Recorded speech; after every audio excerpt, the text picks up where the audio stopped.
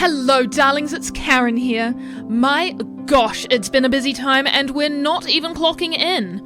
Ido and Flynn caught Frankie as he fell from the treetops. He lost an arm, but thankfully wasn't dead. I can't say the same for Poet and Moshi, though. Even so, Mole was surprisingly helpful, and Friskin stopped trying to murder me. But we didn't get a lot of peace because King Yashul and Guinevere returned, and Guinevere was dead set on having Ido kill her father. Poor Idaho was already having a hard time with Frankie hurt, so I stepped in and got everyone separated. I'm used to a little bit of family drama, but at a time like this, I don't think so. We were wondering what we should do next, but Ido suddenly became certain that we needed to take Frankie north to Silver's line, and he said we needed to go to the Republic of Toth for answers. And he's the team leader now, so off we went. But not before Flynn and I had a hard talk to him about his feelings. It's just not healthy to bury what he's just been through, and I don't think his birth family was anything like what he had dreamed. We arrived at Silver's line, and thankfully we found help for poor Frankie, in the form of his childhood hero, Gestark the Inventor. He and his partner put us up for a few days while we recovered, and Frankie built a new arm. And even though it was so tempting to stay, north we went, to Toth, to find answers, and to stop Amnesty and his silly plan once and for all.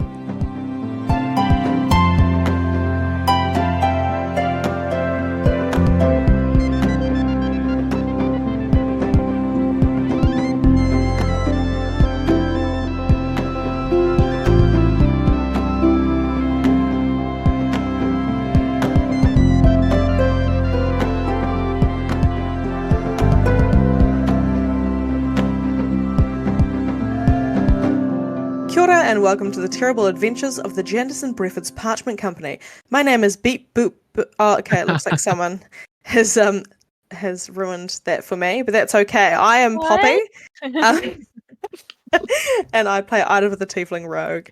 And our question today is, who is our favourite NPC from the Janderson Breford's Parchment Company podcast? Not other podcasts, games, movies, or TV series. Just this one, yeah. Just this one. So I guess I got to go first, right? Yeah. Hit us. Oh, you. I don't think I will hit you because I will knock you out. I have that much power. It's a different energy in the chair seat today. Yeah, I love it. There's power. So my favourite character, NPC, has been Mole, because I feel like I've really developed a relationship with Mole. And he taught me how to be a druid, which is really fun. And he's just a sweet boy, especially after the fight that we've just had. And he was holding back because we both care for each other. And I don't want to lose him. I love the introduction of Mole as you guys seeing all these white Things skinned with, animals around and not realizing they were the same person, just taking animal shapes. I really That was enjoyed very that. clever. It was very fun. But yeah, no, I think Mole is definitely my favourite NPC. Hi, I'm Nate, and I play Flynnvar, the Halfling Bard. This was a hard question because Penny has created some amazing cast of characters. Thank you. This is why I wanted to do this one, because it's just all complimenting me. Oh no, the next few episodes are going to be this too. You're going to have such a big head afterwards. She deserves it. That's true. But I have to say, and it's not just because of the name, but JB Jr. has always been a little bit of favourite. The flair of his dress sense, and he was just owning it. And he was a little bit of a slightly annoying character, but so freaking endearing. Oh, that's kind of fun. And then when it went emotional as well, it was oh my gosh, now we actually care about you. I think that's how it's been with a lot of them. I've just been oh, you're just an NPC, and then an episode later I'll be I love you. Yeah. You're my best friend. Yeah. So I'm definitely gonna go with Janderson Breford's Jr. That is really cool, actually. I didn't think anyone was going to pick Janderson, so that's a nice response. I sort of just modeled him off the Mare character from the Powerpuff Girls. Just very small and has a lot of power, but not a lot of common sense. And honestly, it was very fun. Since the first time you said that, all I see is the little Mare from the Mare. No, that makes sense. Yeah. Legally distinct version of the Mare. Yeah. My name is Stephanie, and I play Frankie, the Human Artificer. Yay! My favorite NPC, other than Murphy. Murphy has my heart and will always have my heart. He's my boy. Will have to be Moshi. Yeah. Oh, wow. Because I also just really like the samurai kind of trope, especially even more so since I finished Blue Eye Samurai. So I'm like low key like, oh wow, that's so cool. Oh, he's so fight. Oh, and his lover that I still cannot get over. Oops. History may say that they were friends, but they weren't just friends. They were more than friends. So sorry. Yeah. So I love them. Yeah. Kia ora, everybody. My name is Penny. I'm going to be your dungeon master today. I have a lot of favorite NPCs. Like some of them you're just like whatever, and then some of them grow on you. Some of them like make their own decisions without you really realizing it. Liv will tell you this. I actually think that the one that I'm the fondest of is Amnesty because I've done this journey with him for so long, and I know a lot about him that you all don't. And so I find Amnesty a very interesting character that I am a little bit sad that we're going to be leaving behind sooner or later because the show's going to be finished. No spoilers, no spoilers. But I also like to say that my favorite character to play, the one that I enjoy the most, like putting on screen in front of you all, is Friskin. I really enjoy doing Friskin's voice. Yeah, I can tell. And Friskin's like behavior and the way that he is. You're like being a bastard. Yeah. I actually created a player character in my partner's game, who is the same build, the Sphinx Tabaxi monk, with a similar vibe, similar demeanor, but not quite as evil. Not quite as much of a bastard. No, still kind of a lot of a bastard, actually. Just more of a mischievous little guy. Yeah, exactly. A little scamp. Mischievous little scamp. I really like Amnesty too. I enjoy the way that you were able to get such a strong reaction from me specifically. I actually think that that's been a huge part of the show is how your reactions have shaped the divide between the two sort of parties. I hope so. I was like, Amnesty's really annoying. I'm really going to extrapolate on that. And and I hope that it worked. Hi, my name's Liz. I should introduce myself, and I play Karen, the Dwarven Barbarian, everybody's favorite former manager, now apparently freelancer. And last time we talked about favorite NPCs, I definitely waxed lyrical about Barry for a really long time because me and Penny basically just sat down and created the perfect man and giggled a lot. Yeah. We created an actual good male role model in a fiction series. Honestly, though, he's such a sweetie.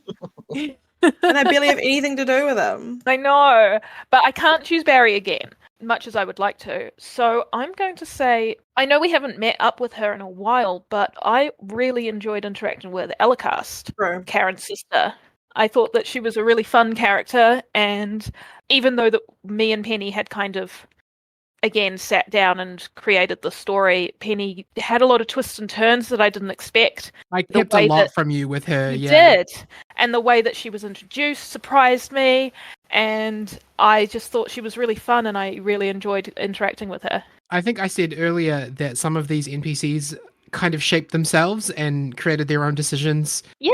Like independently of me almost. I kind of sound like a bit of a You've gone insane doing this. But Alicast is definitely one of those characters who the more that we played her during that arc, the more she developed on her own.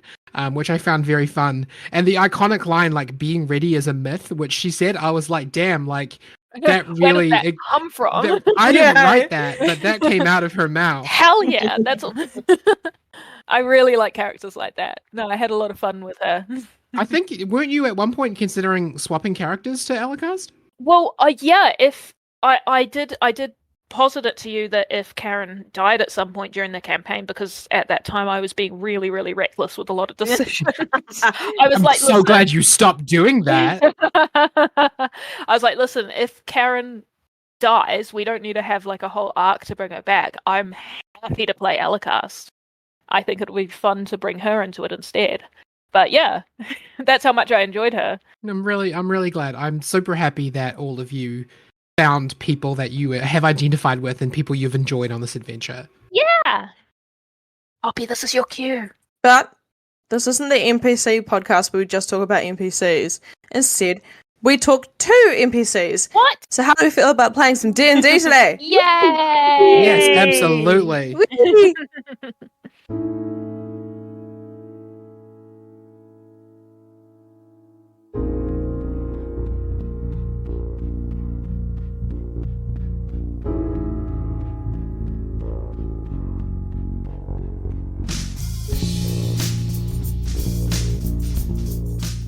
Amidst the ancient trees of the Manaphay forest, a village of elves live peacefully and fruitfully.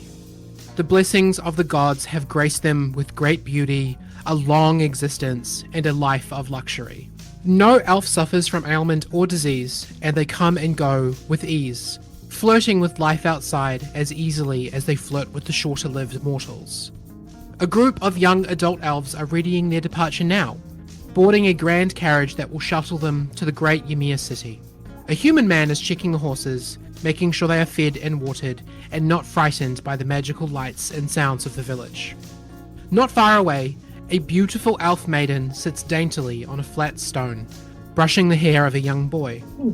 The boy is holding out his hands towards the scene, fingers gripping as though grasping the air itself. He's twisting them ever so slightly from side to side, watching something imperceptible. "Why aren't you going with them again?" the boy asks his sister. "My sweet Amni, you know as well as I that the royal family have duties here. And besides, if I left, who would keep you out of trouble?" There's a loud whinny from over by the carriage as one of the horses suddenly breaks free of the coachman, all of its tethers coming loose at once. The horse backs away from the human trying to calm it, and in its confusion, it kicks blindly behind, kicking one of the wheels loose from the coach. Now unbalanced, the coach topples over, tipping all the well-dressed elves from inside out in a big, squirming pile. Damn. Amnesty relaxes his hands and bursts out laughing, delighting in the mischief his gift has allowed him to create. He turns to a brunette woman sitting nearby and gestures to the scene he has influenced. "See? I told you I could do it," he boasts proudly. The woman claps politely and approaches to sit down next to him on the grass. "You certainly did. Well done. Although personally, I would have just had the coach's bottom drop out. No need to faff around with the horse and frighten the poor thing." The boy frowns. "That's not really how the portent works. I'm just looking at the possible outcomes and bringing one forward. I can't make something impossible like that happen." The woman nods, and together for a moment the two watch the nearby elves throw tantrums at one another, the air of otherworldly superiority now evaporated. "What a gift you have. I've been looking for someone like you for a long time, young lord. I have something important to do, and unless every odd is in my favor, I will certainly fail." The boy's eyes light up as he looks first at the woman and then past her at the group of strangers she has arrived with. Tall, short, scaly, tough. Very interesting people indeed. He raises an eyebrow at her. "What important thing is that, ma'am?" She stares into space for a moment, and Amity realizes she is remembering something painful. She looks away for a second, blinking quickly, and then smiles softly at the boy. "I had not realized that the elf I had come to find would be so young. I had a son once. He'd be about your age now." The boy sits up eagerly. "Oh, he's 12 too? Does he like to play games?" The woman breathes deeply. Her heart steels itself.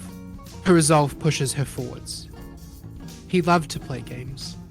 He wasn't as good at cheating as I'm sure you must be, but he was well on his way." Oof. Amnesty looks at her curiously. "What happened to him? Did he get sick or something?" Gwynfere chides her brother. "Amni, that's not a nice question to ask." The woman smiles genuinely. No, it's all right. He's fine."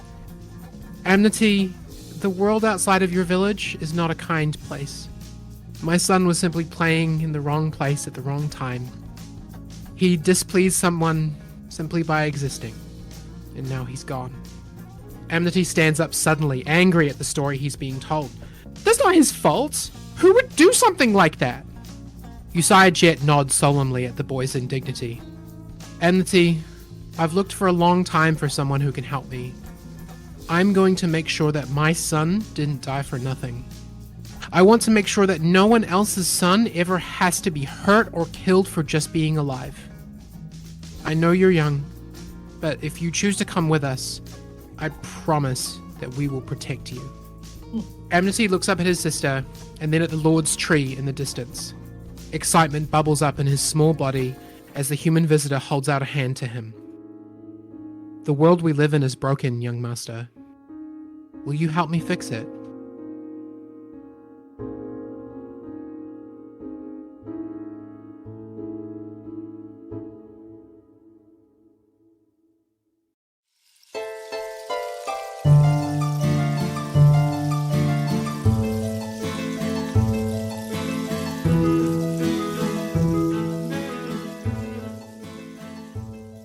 The biggest difference between the Kingdom of Ymesa and the Republic of Toth is the quiet. On your journeys before crossing the border, every step was past a farm full of cattle, or a bustling town, or a ship full of people. Never before have you felt a place so empty. After emerging from the cave system that Karen located for you, you walked north with no particular destination in mind. An entire morning and you passed no one. And now, a little before midday, you stand atop a hill, looking down at a small, deserted-looking village. The dwellings look dilapidated.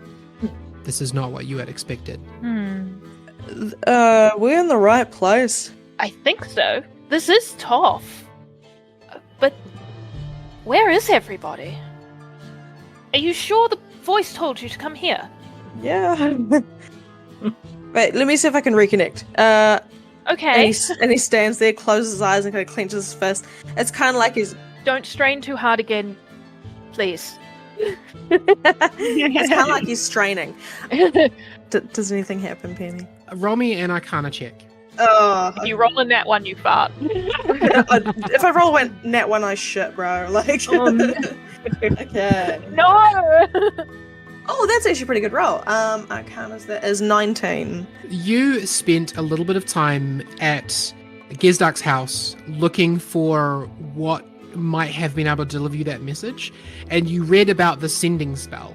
It is not a constant open communication between people. It is a single message that is sent to a target, and what you read about it was that it's very difficult to send a message to someone who you don't know well. You know from the message itself that the one that got through to you was the 241st attempt. So We don't know me that well. what I can give you for a 19 is I can read the message for you again, so that you can remember it word for word, but there's no additional connection even from a good roll like this. Yeah, fair enough. Alright, so I kind of relax. I'm like, nah, nothing. But, I'm sure this is the place. Well, thanks for trying, right? Well, then I guess we just continue onwards, right? I guess. Flynn? Yeah, but we need to be on the lookout because, I mean, there should be people here, right? But what happened to them? Could you, I don't know, send Welby up to have a look or something? There can't be no one here.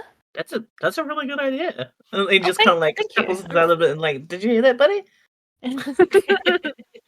But be invisible. Could I do an investigation check, Penny? Cool. What are you trying to investigate? Are you going down to the town to look around, or what are you... Yeah, I'm like kind of going all detective mode and looking for footprints or remnants of people being there recently. Yeah. Sure, okay.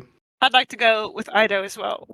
Okay, either of you roll me an investigation check with advantage if you're both going, or you can roll your own separate ones together. And Flynn, if you're sending Welby up into the sky, roll me a perception check using Welby's stats. Okay. Steph, did you want to roll as well, or just me? I could roll as well. My investigation is plus 12. Oh, very nice. Wow.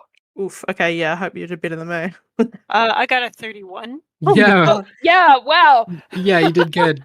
Oh my god. Ido's watching, so like, I just Yeah.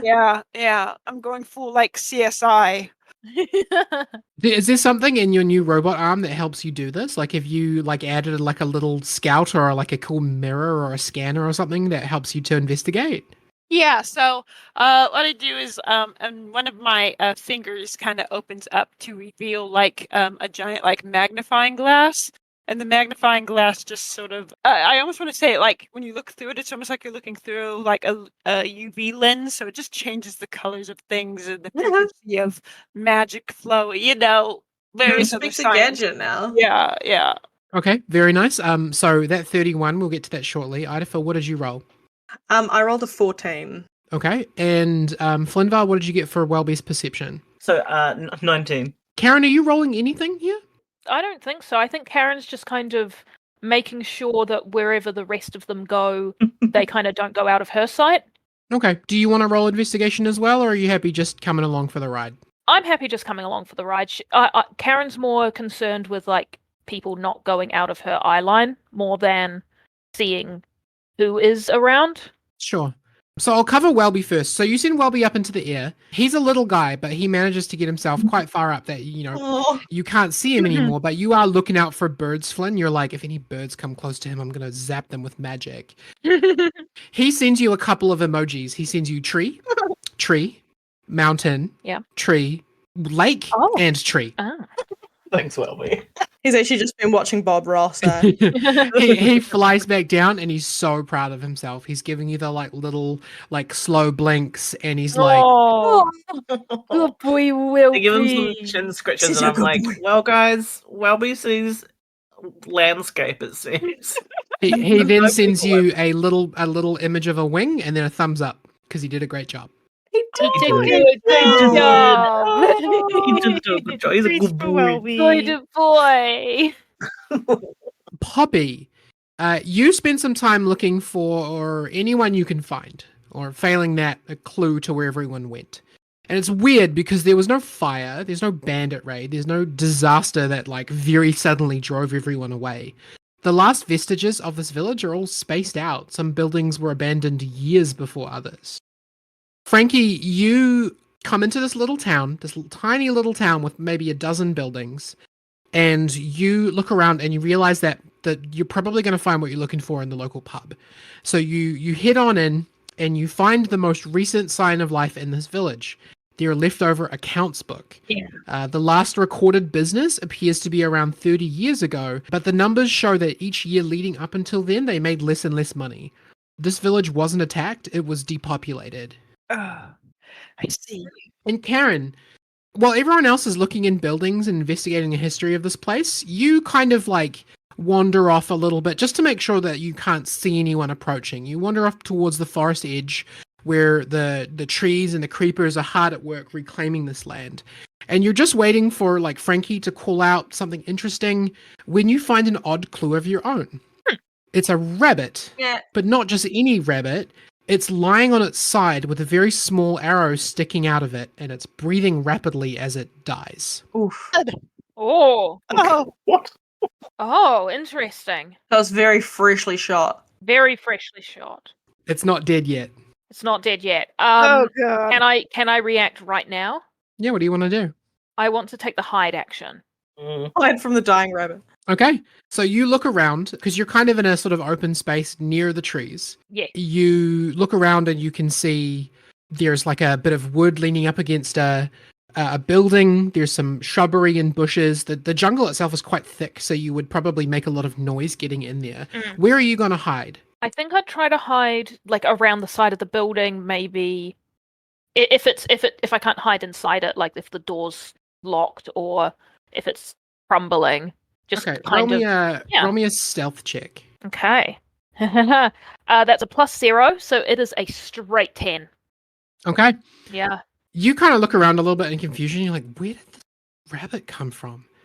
And so you okay, someone's hunting around here. I don't want to get shot. So you kind of run around the side of the building, just hoping to get the cover of the corner. Yeah. And you find yourself face to face with a very small green person, halfling sized, with wide elf-like ears.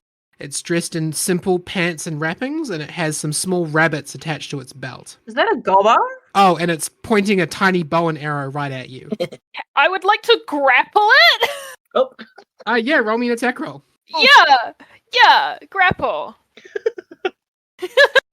grab the unknown. 22. Yeah. Instinctively, Karen, you just reach out, your whole hand goes around this thing's head, and you kind of just pick it up and kind of bear hug it a little bit, and it drops its little bow and arrow, and it starts going, and it's just kind of babbling in a language that you don't understand. Yeah, I wrap up this little creature in a kind of a bear hug, and I just run off to find the others. Sure, yeah, you have it. You have a line of sight to Idafer and Frankie coming out of the local pub, and Flynn is kind of sitting on a log nearby, kind of like waving his little feet. Having a rest from our walkies. Karen rushes over to you all, and she's like, Is that a goblin? I found this! And she kind of presents the goblin to everyone. I don't even know if it is. It just sounded kind of like a goblin. She presents this green humanoid to everyone. What is that? Poppy, you've named it a couple of times. Do you want to go ahead and roll me a history check? Okay, that is 19. Hey! So you've correctly identified that this does in fact seem to be a goblin, but what you get for a 19 is this is not a full-grown goblin. If you were to guess, this is like a child. It's for a goblin, it's very small. It's very like skinny, where they tend to be a little bit like more thicker, muscular in the in the shoulders and arms. They'd be closer to Karen's size at like full grown, right? Yeah, they'd be closer to Karen than Flynn when they're fully grown. Karen's just snatching up children, like snatch. Snatched! Poppy, another thing is that when Karen produces this little goblin and it starts babbling, your earring is able to decipher what it's saying. Oh, phew. Yes, I knew you had a thing. You're able to hear it saying, "That's my rabbit! You don't get to eat my rabbit! How dare you! How dare you do this to me in my own rabbit fields! I don't want to deal with this! Grandma! Grandma!" Huh. I walk up to Karen and I kind of like... I take a very Sanji stance, my hands in my pocket, kind of like looking at him on the side a little bit, just like, huh. Because, of course, like, if I talk, he's not going to understand me, right?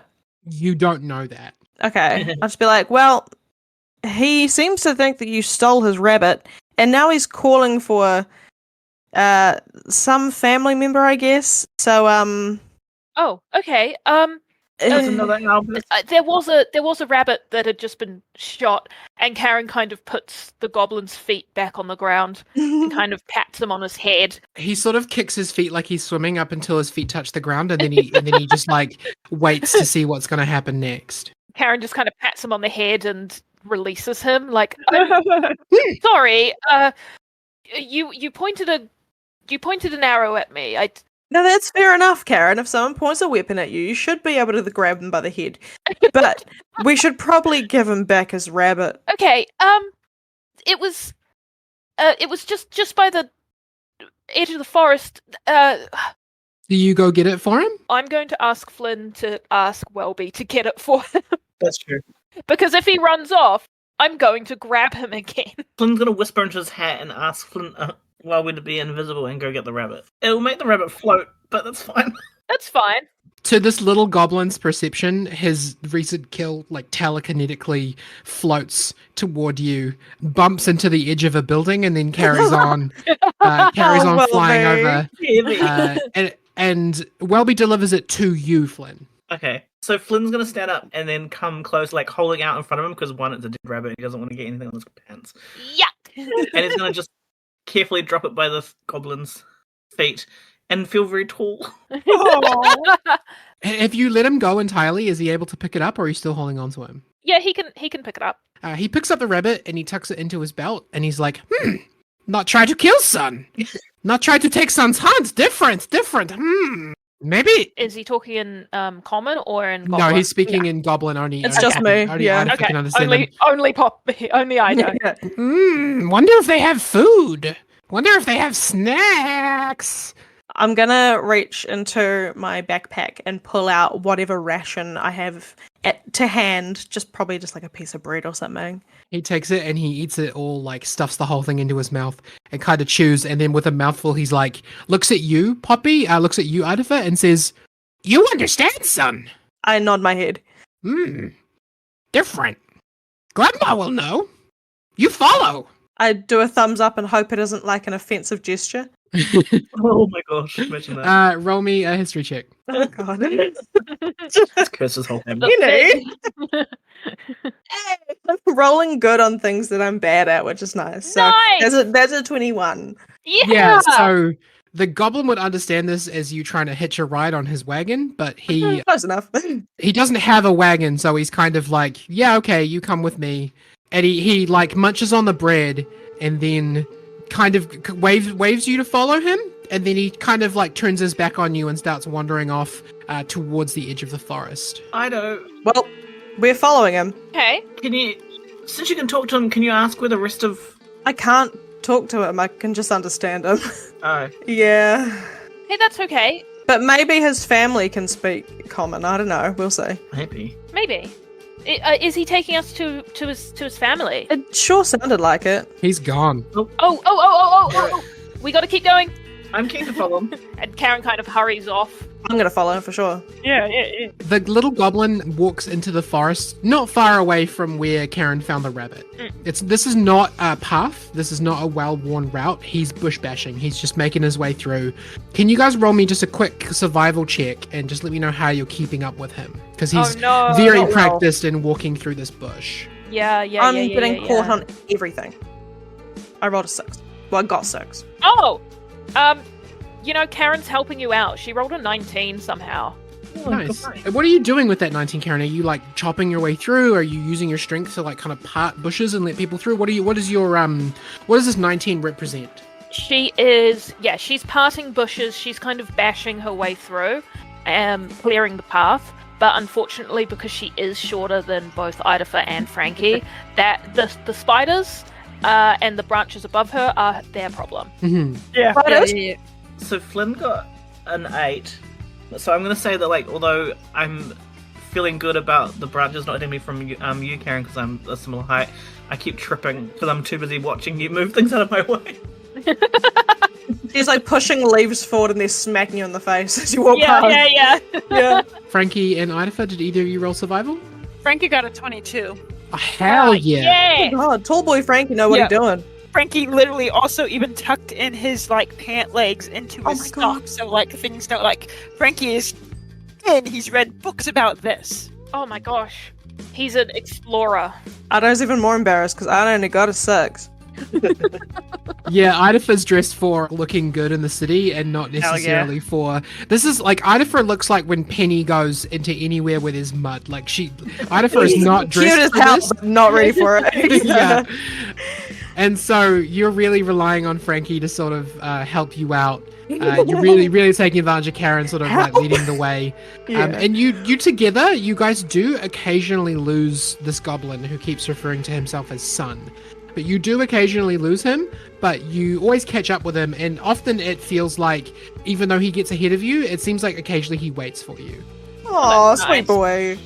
And this little guy, he's so comfortable navigating this thick overgrown bush, and he babbles incessantly in Goblin as you follow him. What is he saying?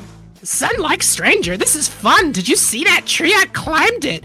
Good game, good game. Fox live there. She sometimes steal from me, but sometimes I catch extra. I leave it here for her to eat. She has babies sometimes. Very, very yummy. Oh! He happily points out just everything that he sees. He clearly knows this forest very well. He's able to point out for you what are just random bushes and trees, but for him appear to be landmarks that he knows well. Oh, he eats fox babies. No! Survival of the fittest. Oh, his free radical levels are going to be messed up. Really? You don't eat carnivores. Word. Don't eat carnivores. Son, he does lead you through this bush, and he, like I said, he does wait for you occasionally, and he giggles merrily as you stand in mud or trip over. He seems to be having a great time watching you make your way through this bush. He seems very interested in you. And finally, after an hour of trailblazing this forest, it opens up into a grand, sprawling valley. I want everyone to roll me perception, please. Okay. Perception. Idafer got a 16. Oh my gosh. Karen got a 6 plus 5, so an 11. Flynn got a 14. Frankie got a 17. Karen, you're having a little bit of trouble kind of like making this out. You can see that there's like a lot of hills that kind of crisscross over each other along this valley. Flynn and Idafer, all up and down these green hills, you notice that the ground has been flattened into ascending tiers, and each one's gathering water into section pools. And do you realize that these are rice fields nestled amongst the rolling hills of Toth? So pretty. Ooh. And just points to irrigation. Frankie, although it's super far away, you can see a few sparse people moving around here and there amongst the hills. Smaller green people that look like sun, and larger, longer-armed ones that seem to resemble moles' build. You can see goblins and hobgoblins here working together, their little huts dotted around the hills. A little society, guys. Oh, beautiful.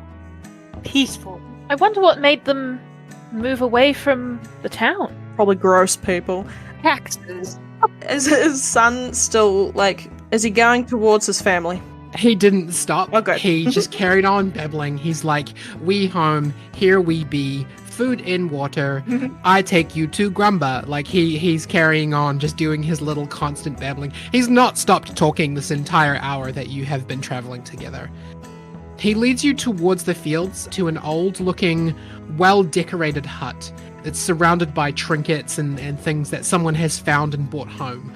At the top of one of the tier sets that sits next to what looks like a well-used pyre. He walks right up to the door and bangs loudly on it before taking his rabbits to a nearby workbench to skin. He looks up at you and he points to the door and he just says, Grumba! It's so cute. You hear some shouting in Goblin that can be heard from behind the door, and Idafer, you realize that your hour of being able to understand Goblin has probably run out because it's no longer translating itself. Damn it. And then you hear some rummaging and some more rummaging before the hut door slowly swings open, revealing the oldest, most shriveled up old Goblin you can imagine. She's wearing a faded wool knit cap that comes right down to where her eyes are, and a similar thick sweater. Both look handmade. She peers up at you through squinted eyes and says something in Goblin. I look at her and say, Grumba? She looks over at Sun, who says something to her in Goblin, and then she says, you speak common? Oh, yes, thank the gods. Yes, common, please. Yep. Hi. Hello. We followed Sun here after giving him a treat. We just kind of wanted to see what's happening because we noticed that there's no one in the village. She walks over to you, Idafer, and she kind of pulls on your shirt a little bit, and she says, interesting dress. Ymirson? Yeah. Why are you here? Long story. We're on a quest. Yeah, essentially. We're hoping to find a ally, or a friend, at least. Sun speaks up, babbling something in Goblin, and she listens to him and says, Sun, tell me you are not usual Southerner. No weapons, no threats. Who's this friend that you're looking for? A Ymirson, we think. Powerful. If I'm honest, I don't know. I just heard someone in my head tell me to come here, which probably sounds insane. But, well, here we are. She kind of nods and she's like, that does sound insane. No, fair. I like her. Unfortunately, the only Ymirsons around here are the bandits, and they took our maps and our tools and anyone capable of working. Those bastards. If you're trying to make your way to Unity, you could kill the bandits and take their maps Wait. back from them. What's Unity? Roll me a history check. Okay. Nice. That's a 9. You don't know? You don't know what Unity is. That's a cool. Anybody else can roll history if they want to. Okay, I'll roll history. I'll roll history. Karen rolled a 20 for history. What did you Yeah. roll? I rolled 18 plus 9. Oh my god. Yeah, Frankie would know. He's read a lot of books. Karen goes, Unity, I think I've heard of that. She kind of turns to Frankie. Frankie already knows. He's got it. Yeah. Frankie's already pulled out his notebook with diagrams. Well, actually, Karen, Unity is the capital city of the Republic of Toth, which was actually a bunch of smaller tribes that banded together in the Great War. Of course. with Ymir. Yes. Yeah. And they repelled Ymir together. I remember that Yes, now. yes, they did. Yes. Fun fact. There was a particular species of tree that had actually become extinct because of that war. Oh, Yeah, they used the wood to make the carts.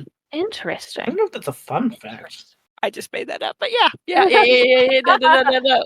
It's canon. It is canon. You're It is right. canon. You've I thought it was a fixed cart. Get out of here. Get out of here. The wood was really strong for the axles, so that's why they used all of those trees. Oh, well, Yeah. I've learned something new today. Yes. Grumba kind of like nods to you what you're saying and says, I have never been to Unity. I don't know how to get there, nor does anyone left in the village. Ymirsons come here, they take our maps and our tools, and anyone old enough to work. It is a miracle that Sun is still with us.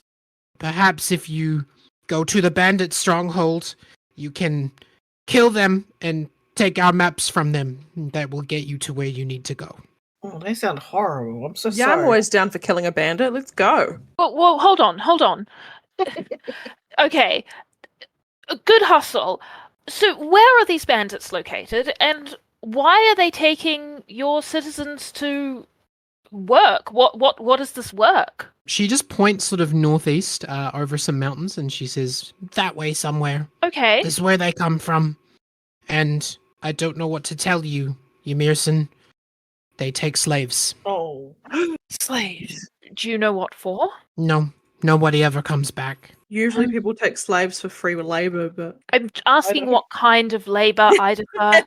Guys, this sounds like a really good opportunity for us to kind of flex. We've had a hard time. We should just go do some justice. And I like maps. At this point, Sun comes over and brings a skinned rabbit and gives it to Gramba, who sniffs it and pats him on the head. And he goes inside, presumably to start cooking it. And she watches him go and said, Sun, only goblin born alive in the last 10 years. Oh. He is miracle. If the slavers come back, they will surely take him. Oh, that's not him. Well, we'll do everything we can to make sure that doesn't happen. He seems like a good kid. That's right. yes, we'll see who we can send back home. It won't be the bandits, that's for sure. What's up with your fertility rates? What's going on there? Oh, you can't just ask that. Oh, it's for science, though. It's for science. Oh, okay. Oh, Grumba points her her like walking stick over at the big pyre and says, children born dead, Oh. no cry, no spirit. And you realize that the pyre is well used, and it's likely that the children who are born here are sent onward fairly frequently. oh gosh. Yikes. Well, that clarifies that. This has been happening for the past 10 years, you've said. She looks kind of solemnly at you and says, longer, much longer. Oh. Son born 10 years ago, but before that, difficult. Oh. Only few children. Many taken. Oh my gosh. I've never heard of anything like this happening before. This isn't... If bandits find Son, if they come when he is here, our village has no future. Oh. Aww. Guys. There are not enough souls to go around. Wait. Okay, that is a very specific thing that you've just said there that I have not heard from any other race in Ymir or Toth or anywhere in this world, to be quite honest. What do you mean there are not enough souls to go around? Where are the souls? She kind of like looks at the four of you, and she shrugs and says, I don't know. You don't know. Do you know? What? No. I have 3 children. You have 3 children alive? Well, yes. I mean, it's not that many for a dwarf family. Rumba, how does goblin birth work? Okay. Well, actually, Okay, you can't. pull out a book. I said birth specifically. I don't want to know about the coitus. She begins to describe to you what sounds like a very familiar process with the birds and the bees and all of the stuff. No. It doesn't seem any different to what, like, you gather the fact that she's probably the village's midwife, and that she specifically has seen this a lot. But it seems to be more or less the same as what you'd expect from a human or a tiefling. Oh. By souls, do you mean maybe your eyes are magical and people might harvest them? Because we've encountered that. She looks so curious about that question, and she like blinks a little bit and goes, "Eyes, normal eyes. Don't understand." She blinked her eyes. Realize. Stop. Frankie, Yes. you're listening to all of this, and there's something like right on the edge. You can feel it, like something's just about to tip over for you, and you're like, wait. Not enough souls, children. Hang on. And there's like your mind flashes to like a big red and yellow swirl, but you can't quite put it together just yet. But it's there. Is it a Jimmy Neutron brain blast? No, it's the opposite to that. Oh. No. Yeah, something about this. What is it, Frankie? You good? No, But Oh. I got to think about this. okay. Okay. Grumba walks back into her little hut, and you hear some rummaging noises. And she comes back out with a bowl of water and what looks like a weird golden orb on a chain. Oh. And she says to you, "Grumba will bless you if you slaughter the slavers. Good deal." Very good deal. Sure. Thank you, Grumba. Thank you. Well, now we have to go kill them. I won't do anything. Oh, I mean, was there ever any doubt? Well, no, but like now we've got to do it faster. You know what I mean? Yeah. Well, full speed ahead.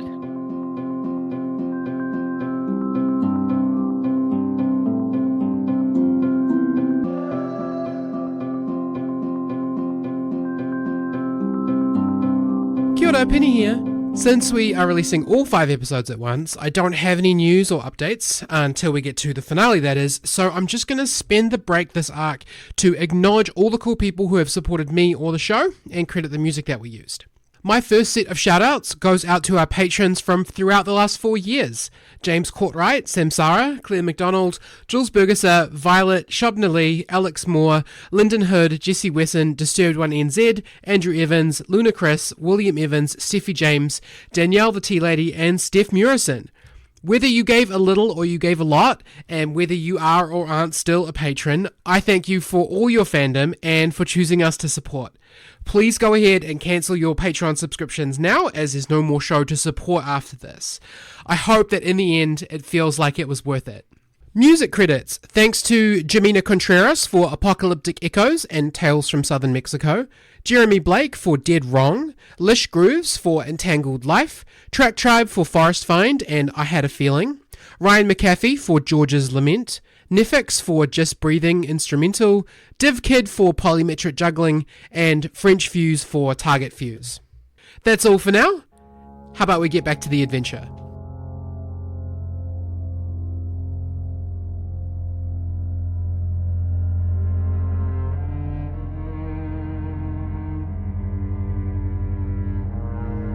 You gather Grumba's blessing, which is just her flicking water in your faces. There's no mechanical advantage to this. That's okay. There's a spiritual advantage. Yeah. You say goodbye to Sun, and you leave in the direction that she pointed you in, northeast over the mountains. Goodbye, son. Do you leave him anything? Do you give him anything before you go, or anything like that? I'll give him a solid handshake. I'll get down on one knee so I'm like close to his height, and I'll be like, "Well, it's nice to meet you, son." He starts licking your hand. He grabs it with both hands, and he just starts kind of licking the salt off of it. Delicious. I'm just like, and like flick my hand to get rid of the goblin saliva. Oh my god, I'm gonna give him something really funny. Okay, what do you give him? I give him a bear trap. What? You just keep bear traps. Do you also teach him how to use it? Yeah, absolutely I do. I say, okay, I mean, so yeah. you've been hunting rabbits for a little while now. You're very good at it. But I'm gonna give you Gonna up the something game. a little bit more suited to a strong young man like yourself, and I give him a bear trap. Oh my god. And he doesn't understand a word you've just said. Yeah, someone has to translate for me, but I do teach him how to use it.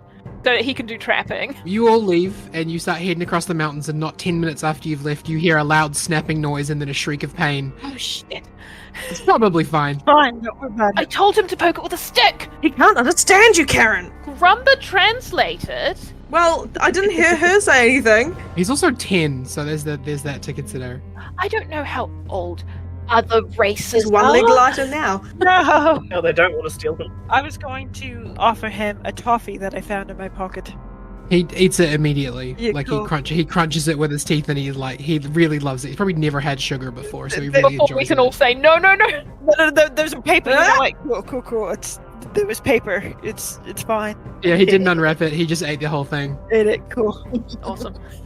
So you leave this little goblin child, and you head over the mountains. I'm going to cut a little bit ahead to the point that you've found this compound, and you're scouting it. It's a small wooden castle, like a little, wooden fortress.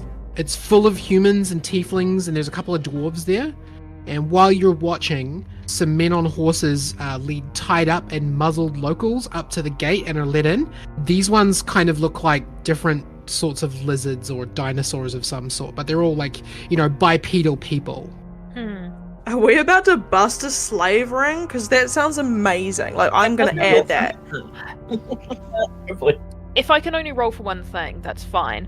But I would like to find out two things specifically. I would like to find out what the purpose of the slaves here is. For example, are they digging or doing farming, or is this more of a holding pen for sale, perhaps? Or like, what's the purpose of this compound specifically? And also, I would like to find out if it's just Toth races, or if there are any Ymir races as slaves here as well.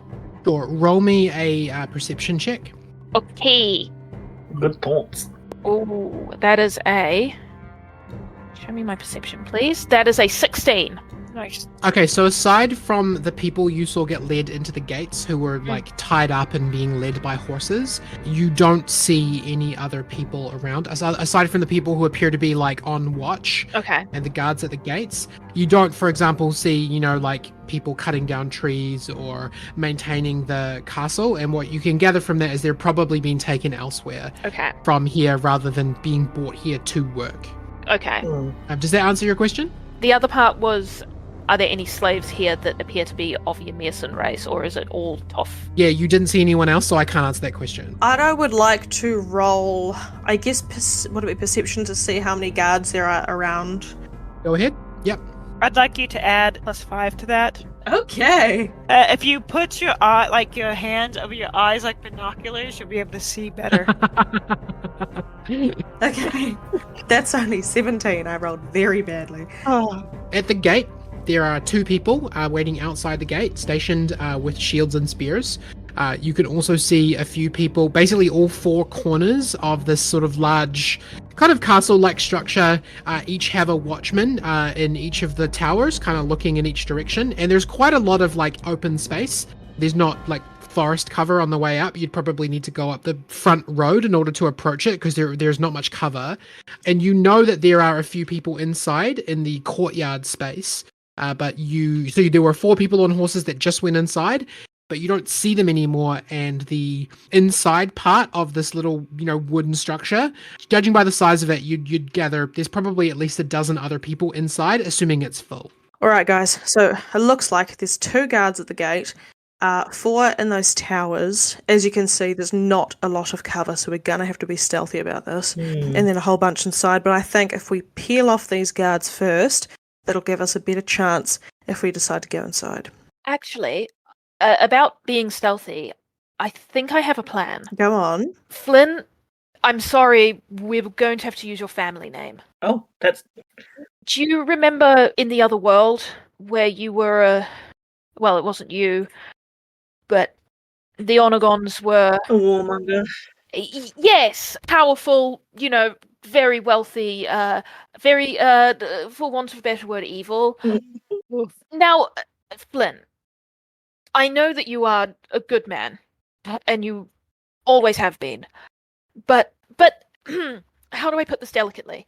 There are certain and I know that you know this, but there are certain expectations that come from the Onagon name, and you are doing so much to remove them and to be a reputable person, but Your family's bad, man. well, if we want to get inside, I believe posing as buyers could work if we use your family.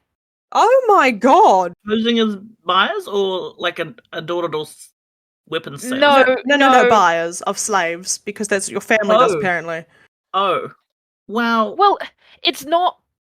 Okay, so there's rumors, it's unsubstantiated, I don't know how true they are, but everyone knows the Onagons are powerful. Maybe they're getting into the business. I mean, as long as we killed them all, so it's not like a reputation thing. No. It will I thought you were going to say that I had to dress up as like a goblin and be a prisoner, so this is much better. No. I assure you, Flynn, this will Please never dress get Flynn back up to like a goblin. It's the box situation all over again. All we need to do is get inside the gates. Okay. I know that we can handle it from there. Yeah. Yeah, we got this. So as long as we kill them all, I'm fine with it. Yes. So tell me about the approach.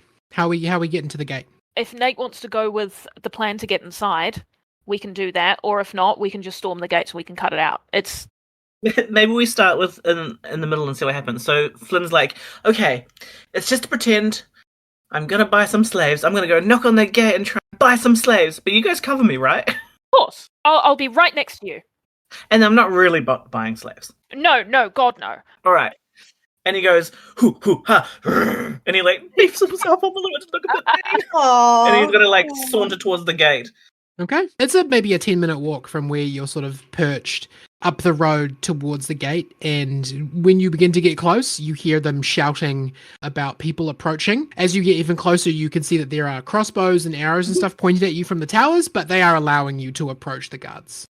So Flynn, he's just looking straight ahead the whole time because he doesn't want to give away this. When he's like, hello there, salespeoples. Oh dear God. You there, what you want? I want to spend some money. They look at each other very confused. Can you roll me a deception check? 19. Nice. They look at each other and they say, you want to spend money on what?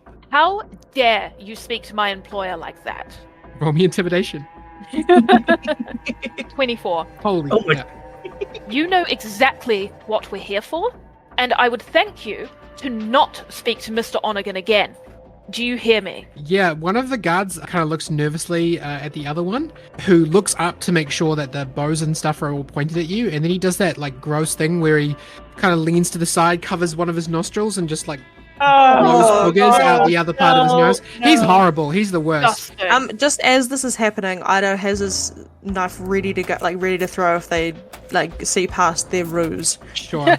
His rolls have been pretty good. The other guard kind of like does a sarcastic bow to you and says, "Oh, my apologies, ma'am.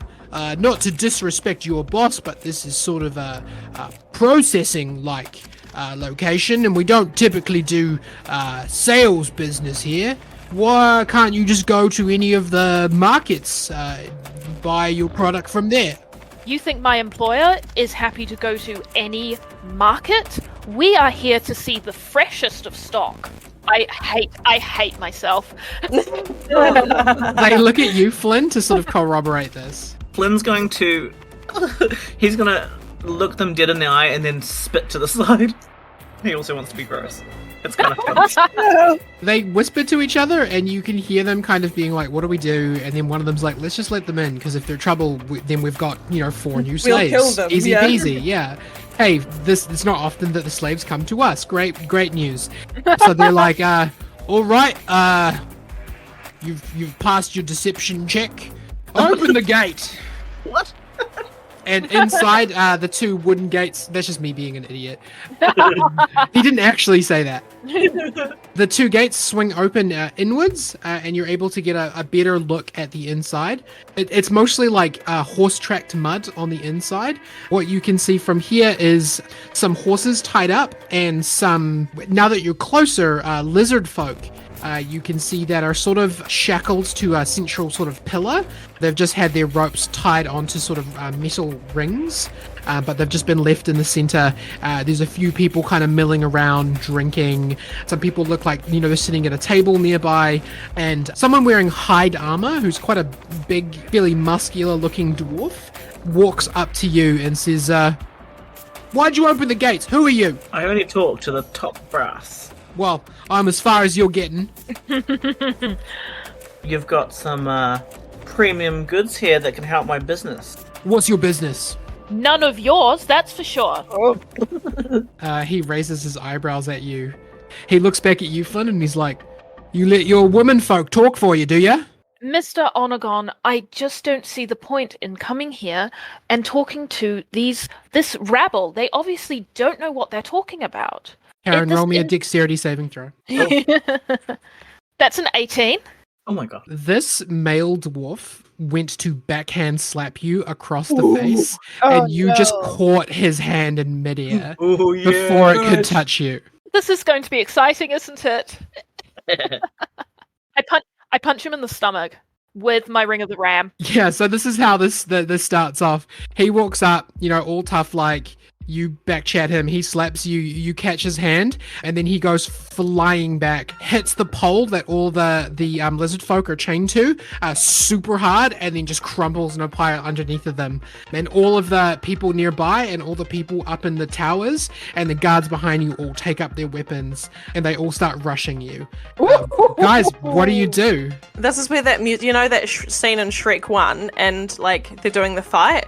And it's like, bad reputation. Yeah, it is that song. I don't give a damn about a reputation. Yeah. I'm not going to use that song because of copyright infringement. No, of course. But we're going to use a legally distinct listeners. version of that song that starts right now. I've just left myself the hardest challenge to find matching music. You really have. Good work. Frankie, what do you do? There's guards behind you, there's people up in the towers who are getting ready to shoot you with crossbows, and there are maybe 10 guys milling around this area who were not ready but are gathering up makeshift weapons and charging at you. Now, I'd just like to clarify. This is a wooden structure, correct? Absolutely, it is a wooden structure. Interesting. Okay. I love when that question gets asked. Yeah. I think Frankie would just take cues from Ida. If Ida's about to book it towards somebody, Frankie's gonna wiggle his arms and also just run. He wants to fight, but he also doesn't want to do the first yeah. Flynn, Karen's just punched the leader and blown your cover. What do you do? So Flynn calls out, I guess you don't want sales. It's time to fight then. And he's gonna draw his laughing blade. Sure, yeah, your magic green sword appears in your hand. And I'm going to just charge at the closest person to me that's a bad guy. You've caught probably one of the closest people with his pants down because he wasn't, not literally. He was pissing. But you've caught a nearby guard not ready for this, who certainly didn't expect you to just walk in and boldly attack. So you run up and are you going for a kill, a dismemberment, or just disabling him? No, I'm going to aim for his middle section to cut his belt and literally make his pants fall down. Yeah. But also to gut him because they're nasty people. You 1 foot jump off of a helmet on the ground, and then the second foot you bounce off of maybe what's that wooden bar called outside of that you would tie a horse to? A hitch. Yeah, second foot you bounce off of the hitch, and then you go for a slash. Yeah. And it's quite funny because first the guy's like, "Oh no, my belt," and his pants fall down. But then a second later, his entire midsection opens up, and his guts start spilling everywhere. There's a moment where he's like, "Oh no, my belt! Everyone's seeing my bum," and then he dies. Dies of embarrassment. Oh. So how many people are left, Penny? I would say you've got 9 guys on the ground, the 4 guys in the towers, and the 2 guards behind you. Amazing. All right. The towers have crossbows. Do they have crossbows? Yes, crossbows. they do. Yes. I'm going to go for the tower dudes. So I'm going to throw my dagger at the first one, and then I'll bring it back to myself. and then I'm going to throw out the next one, and I'll bring it back to myself, and then the next one, and the next one. Sure. So, Idafer, you summon, you like hold up a finger like you're going to spin a basketball, and your dagger appears like point down on the very tip of your finger. Just super cool, like, and then you let it fall and grab it in your hand, and you throw it without really even looking at where you're going, and it strikes one of the people aiming a crossbow at you in the eye before disappearing and reappearing in your hand again. Amazing. And you absolutely throw it again, hitting a second tower guard, and then you throw it another time. So both of the guys in one tower are dead, and you throw it again, taking out another tower guard, all of whom were about ready to shoot their crossbows at you. Nice. Not anymore. Frankie, your bestie, your friend, your smoochy boy, Idafer, just stylishly took out 3 guys who were pointing crossbows at you. Okay. Frankie sees that. He respects it. Frankie's going to use his super cool robotic hand to summon a flaming sphere. And while it's still small, he's gonna bounce it like a basketball, do it through the legs. Oh, cute! Yeah, cool. And then as it's getting bigger, he's gonna be like, hey, catch! And he's going to check it towards, like, one of the guys. Yeah, I love that. When you hit it, it just incinerates a perfect circular hole through the chest of the closest guy, and then through like another 3 guys behind that as well, just straight through them, burning perfect little circle holes in their chest as it goes through. Nice. And it bounces off of a wall behind and then comes back to you, and you catch it in your robot hand. Yeah. And also a small part of the place that you're in begins to light on fire. Cool. Yeah. And I'd like hold it, like, how that you could spin it on like a finger. Yeah. Yeah. Frankie's doing that. Very cool. The one remaining crossbow guard who has line of sight to you goes ahead and shoots you with a crossbow. They're going for Karen because that was the first person to be aggressive.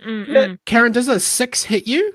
No, I catch it midair and I snap it with my hand as I rage. Very nice. And the two guards behind you who just let you through are coming at you with spears. Karen, what do you do? I'm going to race using that newfound rage towards the chained up lizard folk. And using the seed that I have, I'm going to unchain them. I assume it's just kind of like a looped chain through, like, it's not difficult. Yeah, no, for you it's not difficult. For them, they can't do it because their hands are tightly bound, so they couldn't untie themselves. Yeah.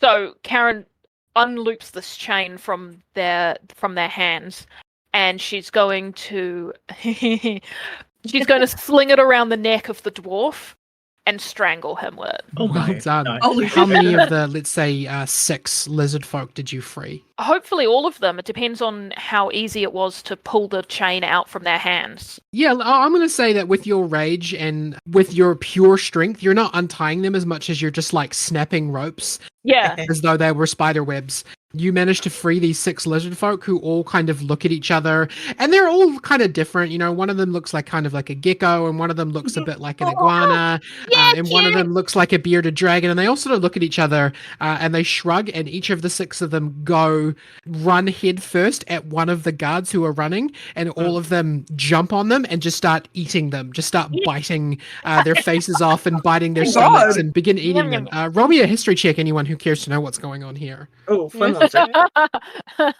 Oh. I think it's called revenge. Yeah. That's an 11. 17 for Karen. 24 for Frankie. Frankie, you know that lizard folk from your books. Lizard folk are a carnivoric race, and they tend to have no qualms eating other sentient, mortal races if they feel like they need to. They don't hunt people, but in this situation, their mouths and their teeth and their claws are the best weapons they have. Nice. Gross. Good. But for them, it's not gross. For them, it's just, oh, cool, food. Nice, I'm going to kill this food. Beautiful. Flinvar, the 2 guards have come up behind you. Oh. One of them attacks you with a spear and misses, and the other one's going to hit you. So you're going to take a spear shot to the flank as you're stabbed with a spear from one of the guards that let you past the doors. What would you like to do? No. I'm going to grab the spear thing and push it back towards him, and at the same time, Welby's going to come out of my hat and just claw the shit out of its face. Yeah, are you gonna do anything else? Any spells or any like big blasts or anything like that? No, because I've got very little electrum. But I'm going to steal his. I want that spear. Okay. So I love him. Give me that. You're gonna take that spear and sort of use your little guy leverage to kind of swing it around.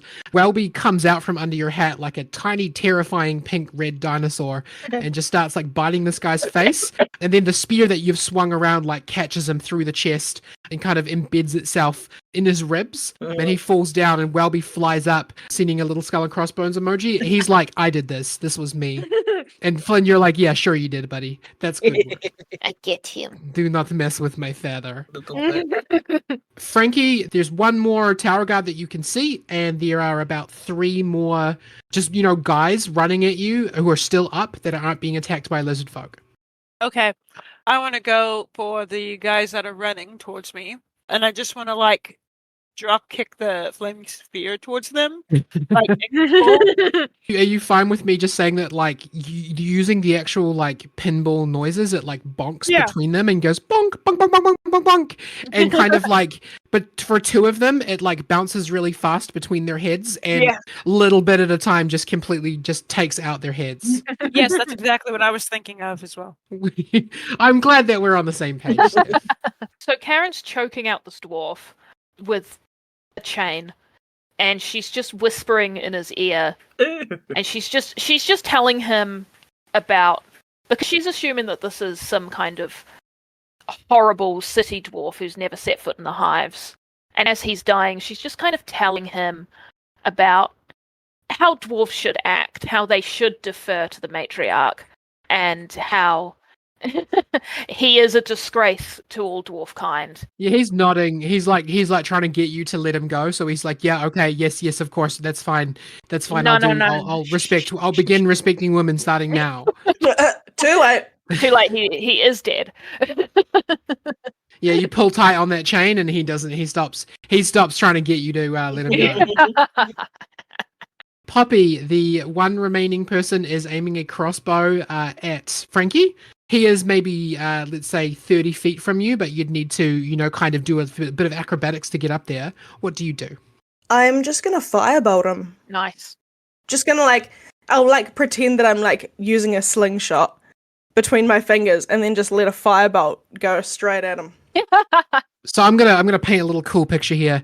We see through his point of view as he's aiming his crossbow, and he aims it at Frankie because he sees this powerful fireball bouncing around. He's like, okay, I have to take out the wizard. Okay, I'll take out the wizard. And then in his line of sight, the tiefling walks in between him and his target, and he looses the arrow as the tiefling turns to him, and using the finger guns motion just goes bang, and the firebolt travels back through the crossbow bolt heading towards you and incinerates it and just burns a hole straight through his head. Amazing. Nice. So all of the guards in this main outdoor area of the compound have fallen. The 6 freed lizard folk are kind of waiting to see what you'll do next, and there are also 4 alarmed but unharmed horses that the slavers brought in here. Yay! No animals were harmed. We should let them free. Yay! I don't do horses. No, thank you. What? I'm not a fan of horses. Liz, how do you say that? I'm saying it's as Karen, darling.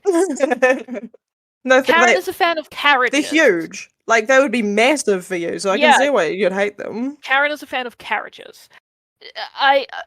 Excuse me. And she kind of waves to the lizard folk. Do you speak common by any chance? Thank you. Why did you do this? Oh, because it's the right thing to do. We're looking to go to Unity. We're superheroes, he yells really behind her. Okay, yeah, we're also superheroes apparently. We're looking to go to Unity. I think your barbs are really cool, Frankie says also from the background. One of them blushes. Aw. Fans themselves a little bit, blinks at you really fast. Oh, wasn't there meant to be maps here or something? Yes. We should go and find them before the structure burns down. Can we leave? Yeah. It was good to meet you. I wish all the best to your families, and maybe we'll meet again someday. But have fun. Take the horses if you need them. Bye. Wait. Oh, Wait. What? The man who runs this operation, the slaver lord, Great Bear, he's here. Please be careful. He's a dangerous man. Oh. We are at least 10 times more dangerous than he is, darling. Don't you ever worry about that. But thank you. So the lizard folk are going to run up to the 4 horses. They're already saddled up from the people who arrived here a minute ago. The 6 of them are going to, some of them are going to double, and they're going to ride the horses out of here as fast as they can. Frankie waves as they go. They wave back. One of them's doing the call me sign at you, Frankie. Oh. And then I see that, and I grab Frankie by the waist and pull him close to me and be like, don't you dare. No. You're my man. You're a hot commodity these days, Frankie. Okay. Let's go find this bear guy and make him into a nice rug. Excellent. There appear to be a couple of doors that lead into the compound itself, lead into the indoor part of the compound. On the ground level, there's sort of 2 main doors, like a double door that looks like it leads into probably what is the sort of, kitchen dining hall space. Karen just kind of cracks her neck and then kicks down one of the doors, and instead of going inside, just yells down it as loudly and as deeply as she can. Fire! Fire! The slaves are escaping! That is clever. I love it.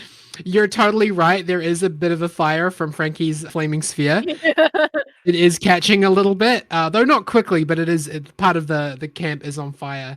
Yeah. Karen, you hear some heavy footsteps coming, and it sounds like some people wearing heavy armor might be headed your way. Step to the side, step to the side. Let the first ones come through. She's going to kind of lean back against the wall near the door just to kind of hide as they come through the door. Can I do the other side?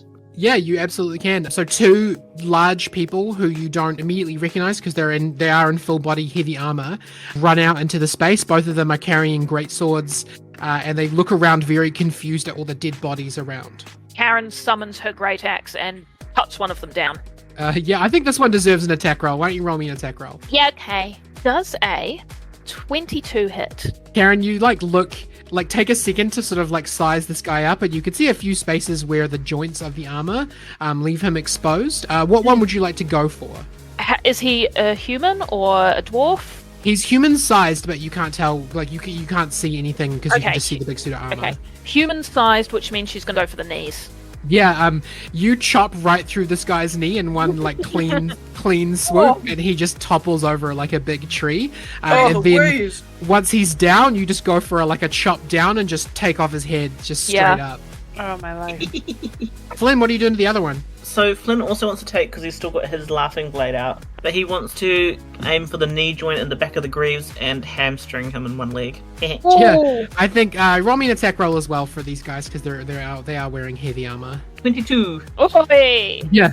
Nice. You did beat the heavy armor. Yeah, you just casually even whistling a little bit to confuse him, just walk up and just slice through but the backs of both of his knees, and he shrieks in pain, kind of falls backwards onto his back, squirming with the pain, and he makes eye contact with you. That's what you get. Stab him in the throat. Stab him in the throat. Yeah, I'll stab him in the face. Yeah.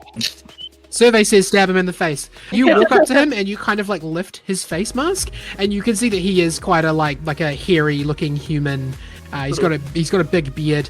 He looks at you through gritted teeth. And he's about to say something, and you're like, nope. And then you give him just a very quick brain stab, and he very quickly stops squirming. Slavery is bad, guys. Slavery is bad. Do you think that was the bear? He's quite hairy for a human. Nah. If it was, then that's kind of sad, to be honest. I feel like if someone was called a bear, he'd have, I don't know, a bearskin cool cloak or something, right? He'd probably be covered in ticks. Ew. Ew. He hasn't had a bath in 6 months. Let's go delouse this fort. Alright, are we going down then? I mean, it is literally on fire, but I guess we can, as long as we're quick. Yeah. Oh, we'll be fine. Okay.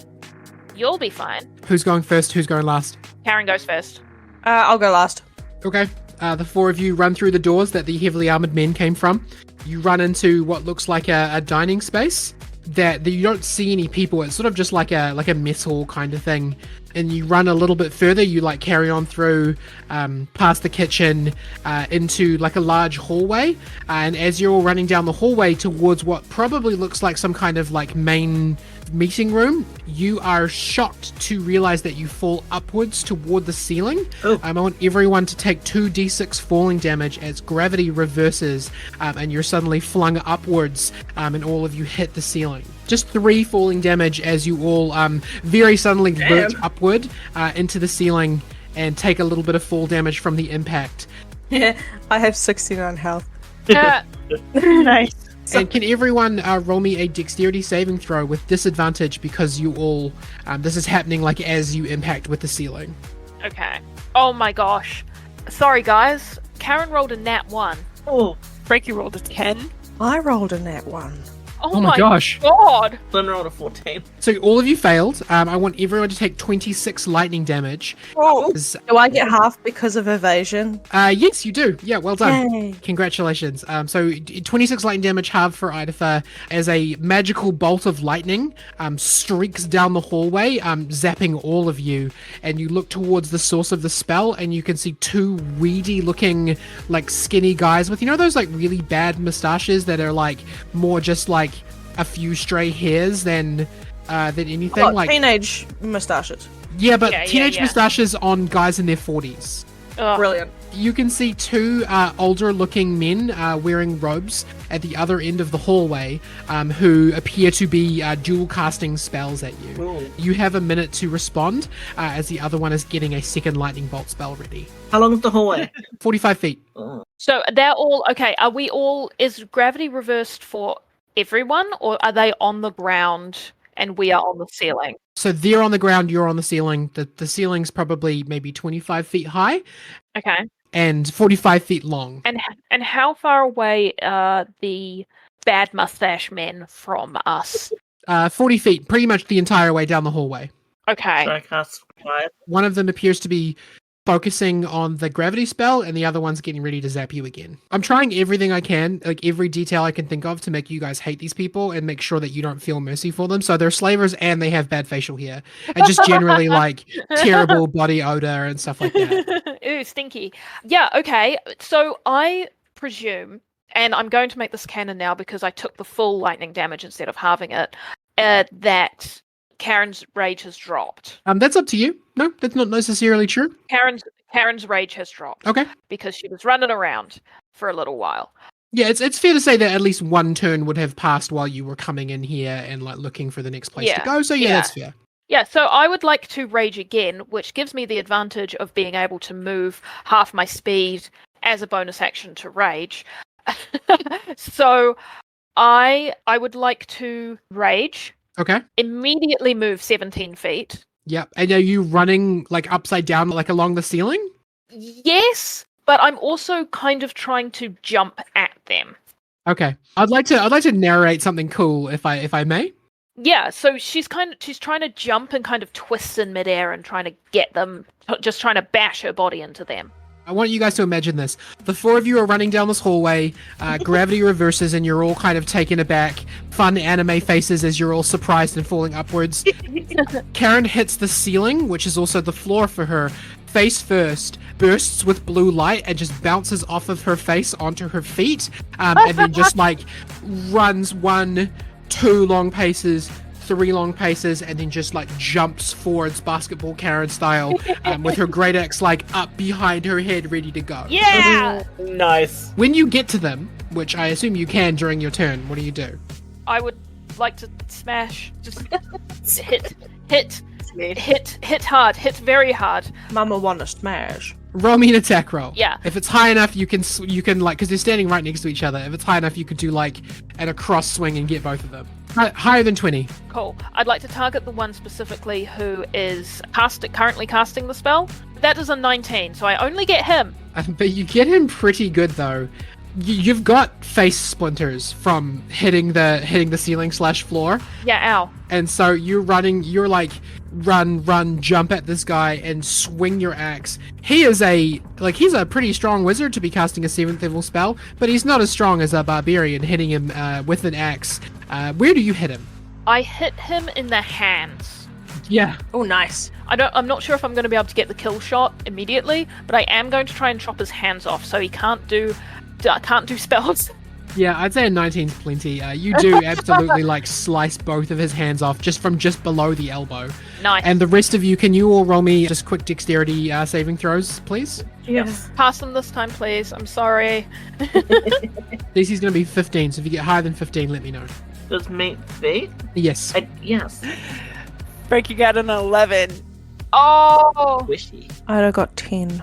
Basically what happens is as soon as this guy's hands get cut off, the gravity spell drops, and so you're all of you barely had time to even fall upwards and take that damage, and then you immediately fall back down to the ground. Flynn lands on his feet, and both Frankie and Idafer are going to take another 5 falling damage from... You guys are just like, bonk bonk.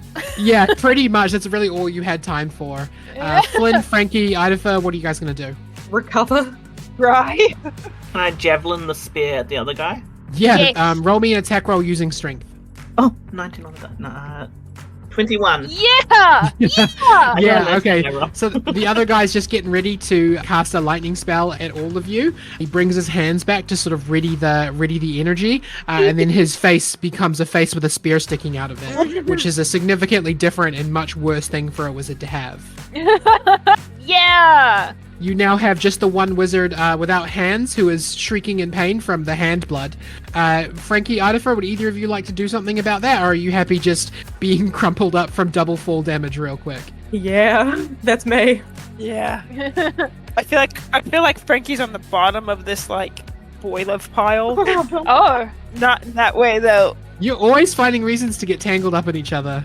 Yeah. It's silly. Back to you then, Karen. Yeah, Karen just brings her great axe around in a nice big swing and just takes his head off. Yeah, you sure do.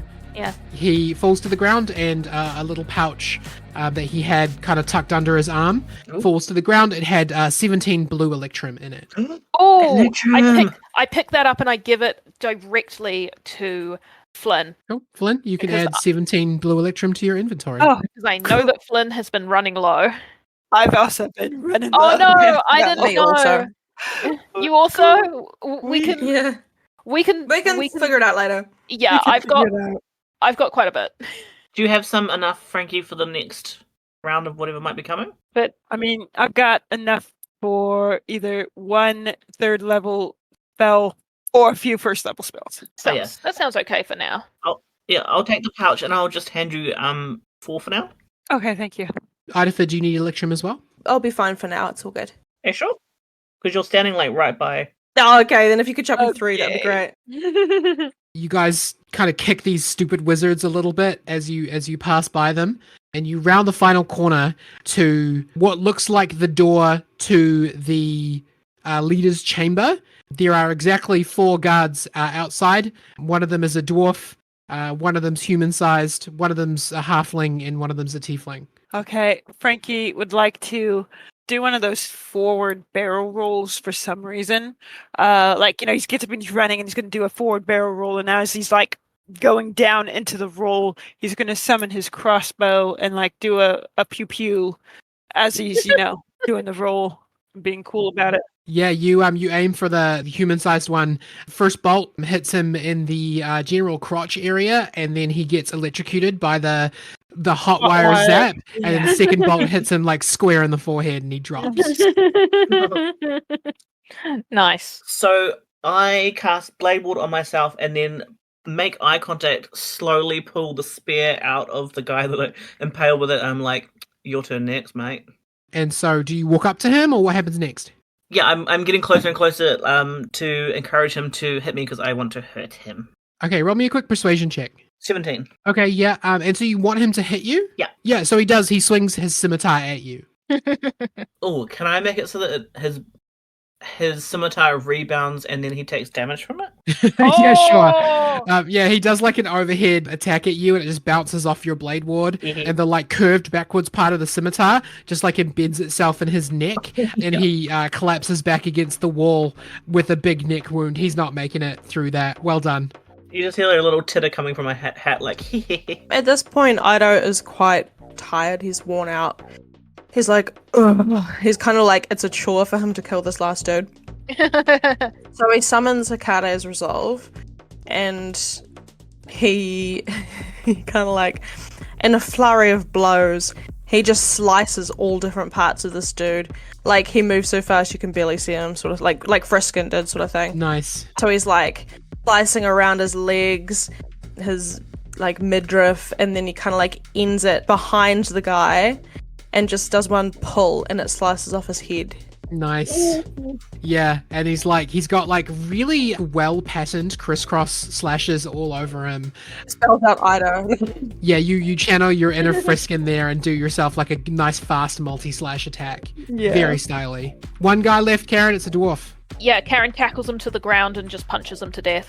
Oh my god, yeah. Amazing. That's perfect. Like a sweet gridiron tackle that sort of goes up first and then like down into the ground. Yeah. We're all just so dumb. We're like, just let us do this. Just with a Let us kill. bang, bang. The guy puts his bang. hands up to defend himself from your punches and you just like fuse his hands with his face. Oh my As your god. punches just come down on him. And that's why you don't take slaves. Is that an Arrested Development thing? And that's why you don't yell. I'm glad someone got that. Sometimes I just say that, no one ever gets it. Go, you I do Poppy. it all the time at home. You, Poppy, you can have DM inspiration for getting my pop culture references. Nice. Yay! You all kind of get up and you're all bloody and you all look at each other and you look at this door and this door's got like a big skull on it, like a bull skull that serves as the handles, and you push it, you burst open this door, and on the other end of this room you could see a chair built out of bones. And sitting in it is a muscular body covered in scars, grasping a goblet carved from a skull. But the most terrifying part about this huge hulking individual is that his head appears to have been completely bitten off. What? What? Yo, are you the bear? Is this guy dead? From behind the Slaver King's throne rises a dinosaur-like head, green with orange and red frills, and beneath it a set of black plate armor. Oh, The creature, with this man's head blood dripping down his chin, looks at the four of you and says, "Wow, you guys got here fast." who's Blackguard?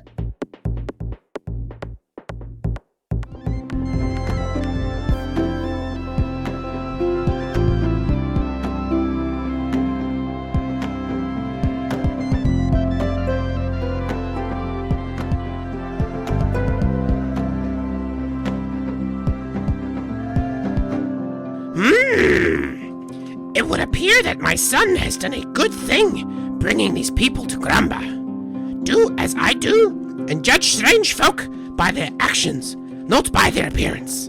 Even goblins know this.